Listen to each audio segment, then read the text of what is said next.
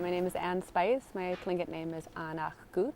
I am a citizen of Kwan Lin, beneficiary. I live in Toronto most of the time. I'm a hand-poked tattoo artist and also a professor of anthropology. So I started tattooing about 6 years ago now. I started doing hand-poke tattooing when I was at Indigenous land occupation in BC, and I've just kind of been like developing that practice, finding more information about how we would have traditionally done hand-poke tattoos.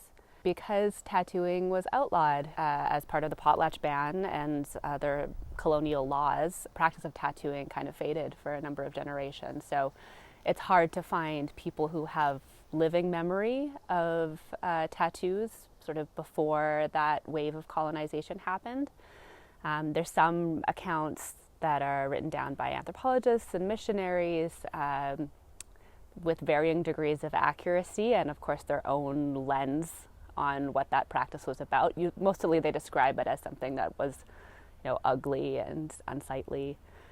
So getting to the root of why we tattooed and why we marked ourselves in that way, what the tattoos might have meant is challenging. Kind of have to dig to get that information. But then there's this really inspiring revival that's happening amongst Indigenous peoples all over the world, actually, that's about reclaiming our tattoo practice. To find the confidence in myself to reclaim it meant coming to terms with the lack of information and also then trying to move forward in the spirit of our ancestors, what their intentions would have been when they entered into this tattooing practice, and then reinventing it in a new way that can help speak to the colonial trauma, those things that we're dealing with, the ways that we're in need of healing.